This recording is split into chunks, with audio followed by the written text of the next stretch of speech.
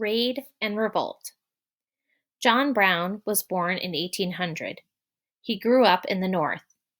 He and his family were anti-slavery. They believed it was a sin against God.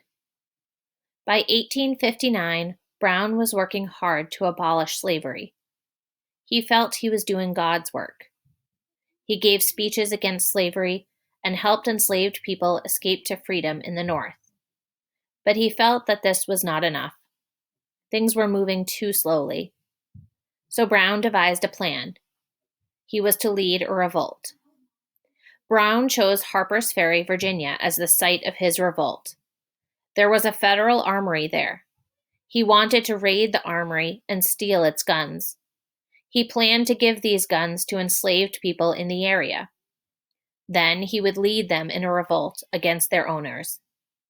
It was an extremely dangerous plan. Attacking a federal armory was an act of treason, but Brown was determined. Brown's plan was put into action in October of 1859. He traveled to Harper's Ferry with a group of 21 men. Most were white, including 2 of Brown's sons.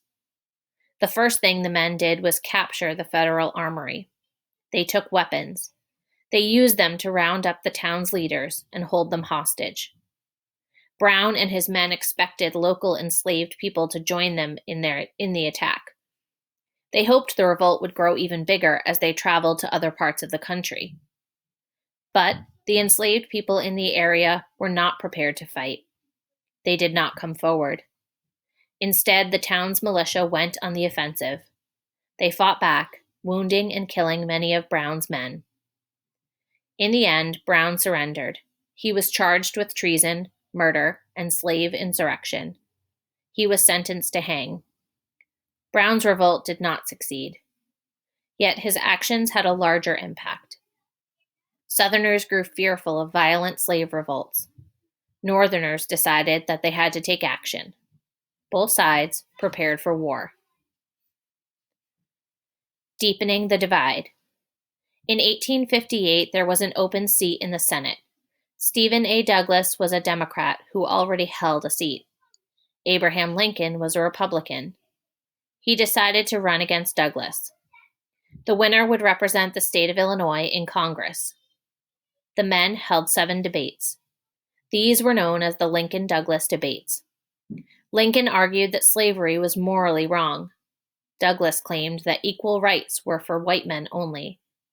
Their words traveled by telegraph and by train. The entire country heard their speeches. People took sides. The nation grew more divided.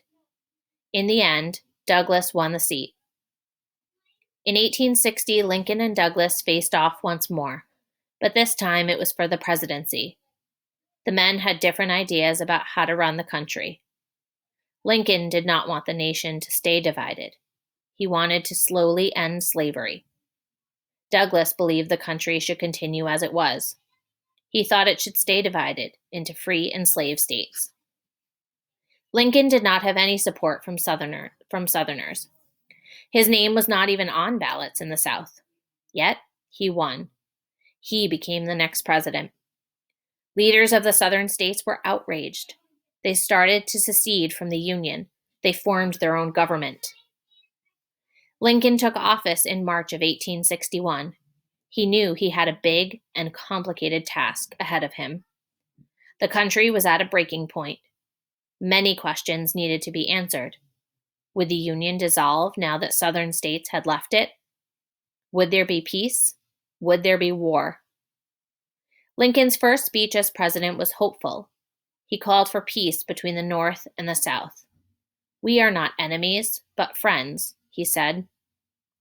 "Though passion may have strained, it must not break our bonds of affection." Yet Lincoln also made it clear in the same speech that he would not tolerate secession. The Union would fight to keep the country united as one. He said it was up to the South to keep the peace. "In your hands, my dissatisfied fellow countrymen, and not in mine, is the momentous issue of civil war," he said. However, the Confederate states were ready and willing to fight.